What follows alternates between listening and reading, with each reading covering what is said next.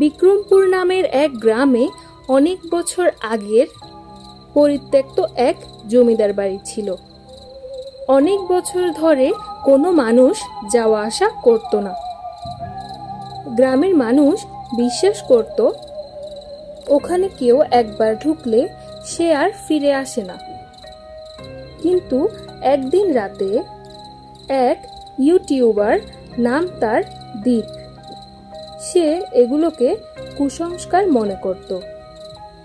সে সিদ্ধান্ত নিল সে আজ রাতে ওই জমিদার বাড়িতে ভিডিও করবে এবং মানুষদের মনের ভয় দূর করবে।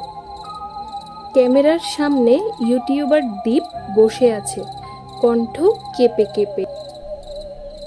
হ্যালো সবাইকে, আমি দীপ। আজ আমি এমন এক জায়গায় এসেছি যা সত্যি কল্পনার বাইরে।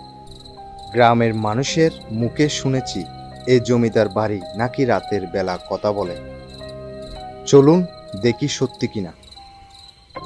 স্বাগতম আপনাদের প্যান্টুলের নতুন একটি ভিডিওতে। আজ সারা রাত আমি আপনাদের সাথে এই জমিদার বাড়িতে কাটাব। দীপ বাড়ির ভাঙাচোরা গেটে প্রবেশ করে। ক্যামেরা দুলছে। হঠাৎ একটি পুরনো দরজা কেটে যায়। বাতাসের সাথে একটি গন্ধ ভেসে আসে। দীপ দরজা ধীরে ধীরে খুলে ভিতরে প্রবেশ করে। অন্ধকারে তার ক্যামেরার ফ্ল্যাশ আলোর দিকে। কিছুক্ষণ থেমে আছে, তারপর ক্যামেরার দিকে বলে, শুনছেন কি? চলে যা, যেন কেউ বলছে চলে যা, চলে যা। আমার কেমন জানি হাত পা ঠান্ডা হয়ে আসছে।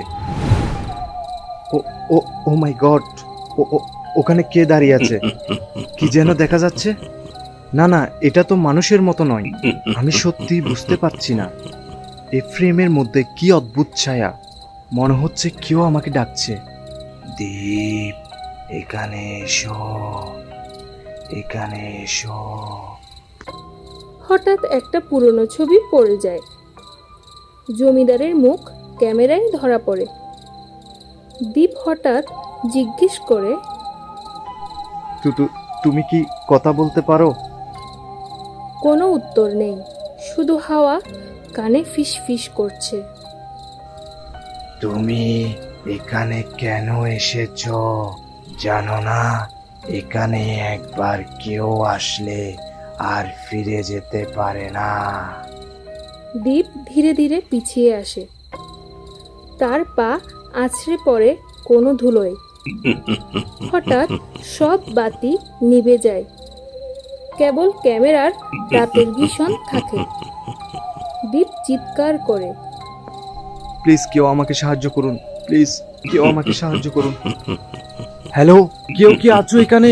বের হওয়ার পথ কোথায়? একটি দীর্ঘ শীতল আছড়ে পড়ার শব্দ। ক্যামেরা হেলে যায়। দ্বীপের ছায়া দ্রুত অন্ধকারে মিলিয়ে যায়। হঠাৎ ক্যামেরার সামনের লেন্সে লেখা দেখা যায়, যারা প্রবেশ করে তারা আর ফিরে আসে না। জমিদার বাড়ি সবসময় খুঁজছে নতুন অতিথি।